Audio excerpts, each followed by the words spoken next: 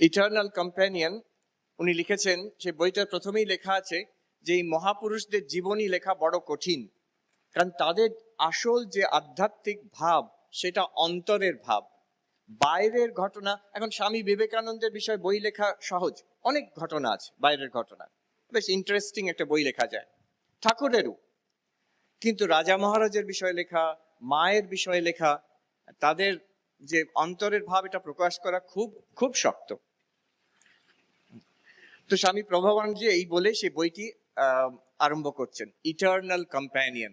আমার আজও মনে আছে, আমি পূর্বাশ্রমে বড় হয়েছি ভুবনেশ্বর মঠের কাছে, কাজেই এই বইটি আমি প্রথম পাই যখন ভুবনেশ্বর মঠের লাইব্রেরি থেকে বইটি তুলেছিলাম। এখনো মনে আছে, কি সম্পর্ক জানি না, কি পূর্বজন্মের কানেকশন হতে পারে, একদম যেন পরিচিত একটা চরিত্রের বিষয়ে পড়ছি, খুব এত দারুণ লেগেছিল। তো ইটার্নাল কম্প্যানিয়ন কেন বলছেন সেটা আমি পরে বলছি, কিন্তু বইটা আমার ইটার্নাল কম্প্যানিয়ন হয়ে গেছে। আমি তখন থেকে সেই বইটা আমার নিজের কাছে রাখতাম, পড়তাম। এবং এটা কেউ জানে না প্রায়, আমি যখন বাড়ির থেকে পালিয়ে আসি সাধু হতে, একটি বই নিয়ে এসেছিলাম, ইটার্নাল কম্প্যানিয়ন। সেটি আমার দাদুর কপি ছিল, সেটাকে নিয়ে বাড়ির থেকে পালিয়ে গেছিলাম। ওই বইটি এখনো কিন্তু আমার সঙ্গে আছে, আমার সঙ্গে বেলুড় মঠে এসছে, তারপরে হলিউডে, তারপরে এখন নিউ ইয়র্কে সেটা বসে আছে।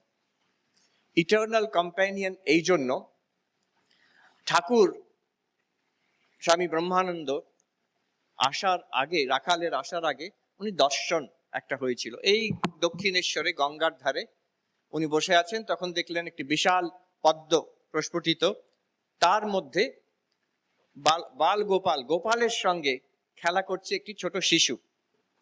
কিছুক্ষণ পরে যখন রাজা মহারাজ এলেন, রাখাল, তখন উনি জিজ্ঞেস করছেন ছেলেটিকে, দেখে চিনতে পেরেছেন, জিজ্ঞেস করছেন তোমার নাম কি? তখন বলছেন রাখাল। আর অবশ্যই রাখাল চন্দ্র ঘোষ, বৃন্দাবনের রাখাল, রাখাল রাজা। পরবর্তীকালে ঠাকুর বলেছিলেন এর রাখালের রাজ বুদ্ধি আছে বলে যারা স্বামী ব্রহ্মানন্দের গুরু ভাইরা তাকে রাজা বলতেন। মহারাজ বলতে, যেমন স্বামীজি বলতে আমাদের সঙ্গে বোঝায় স্বামী বিবেকানন্দ, মহারাজ বলতে বোঝায় স্বামী ব্রহ্মানন্দ। এমনও শুনেছি স্বামী নির্বাণানন্দজি মহারাজ, উনি একটা খুব সুন্দর নামে ডাকতেন। উনি তো মহারাজের রাজা মহারাজের সেবক ছিলেন, উনি ডাকতেন, উনি বলতেন রাখাল রাজা। স্বামী ব্রহ্মানন্দকে বলতেন রাখাল রাজা। এই রাখাল, তিনি বৃন্দাবনের রাখাল, শ্রীকৃষ্ণ অবতারে তার সঙ্গে লীলা করেছেন, তার সঙ্গে খেলেছেন।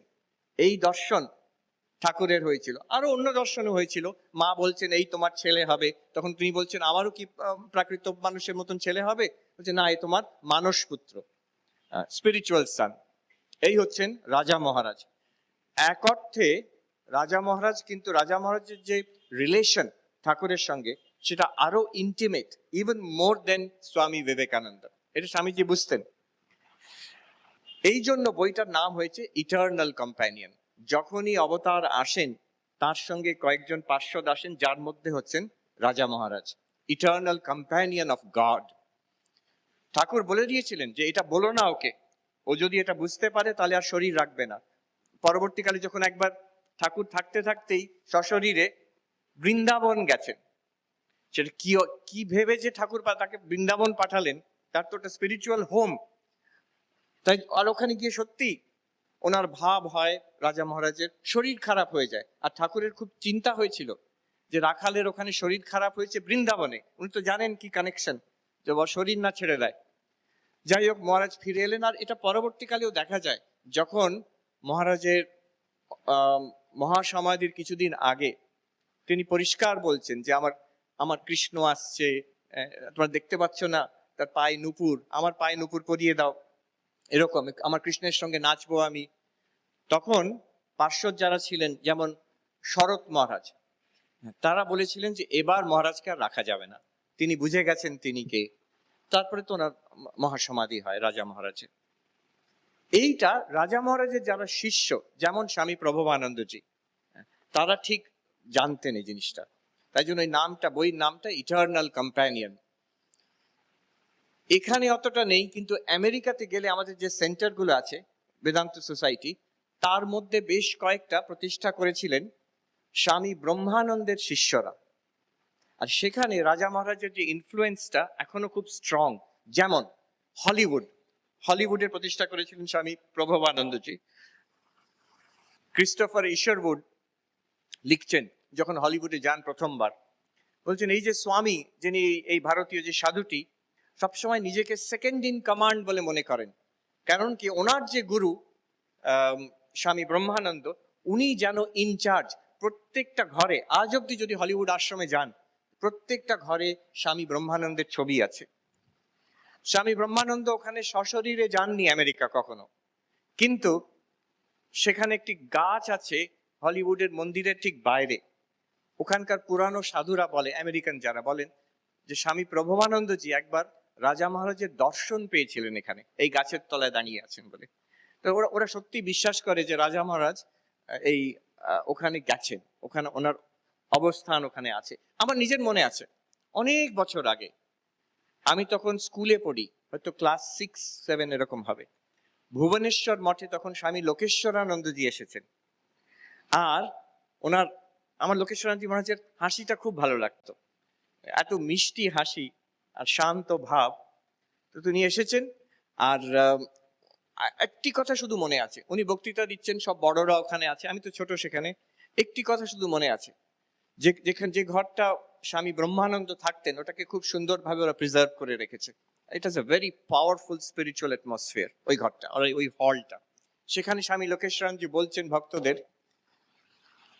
রাজা মহারাজ ইজ স্টিল হিয়ার, এখনো এখানে আছেন।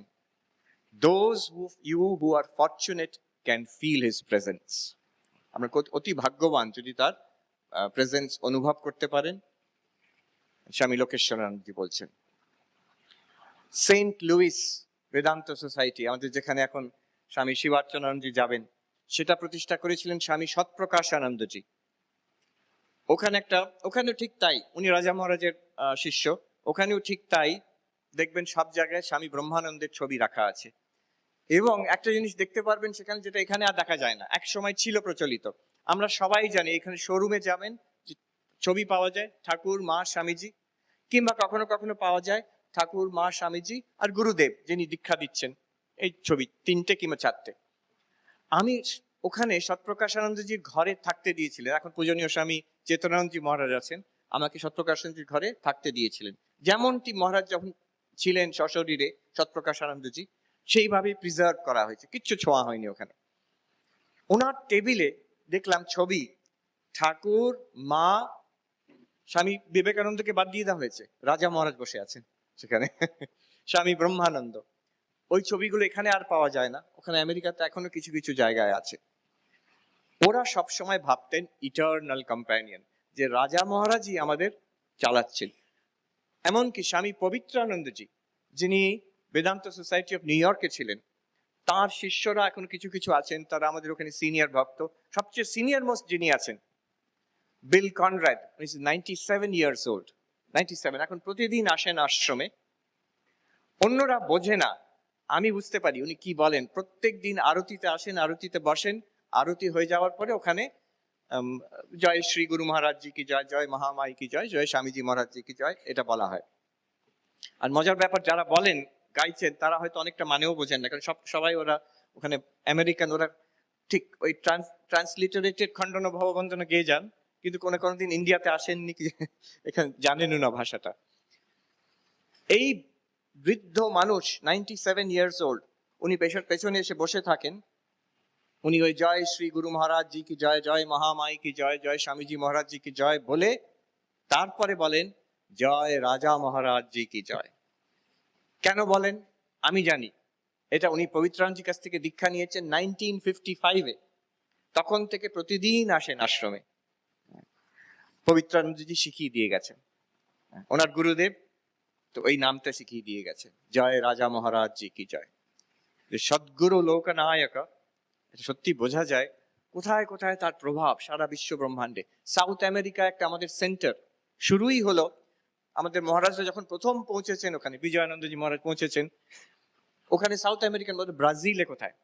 তো সেখানকার ভক্ত অলরেডি জানে, কি করে জানে, তার স্বপ্নতে রাজা মহারাজ দর্শন দিয়েছেন আর বলেছেন ঠাকুরের একটা আশ্রম করতে। আমাদের সাধুরা পৌঁছানোর অনেক আগেই তো এই ইটার্নাল কম্প্যানিয়ন বইটা, এটা আমারও কম্প্যানিয়ন।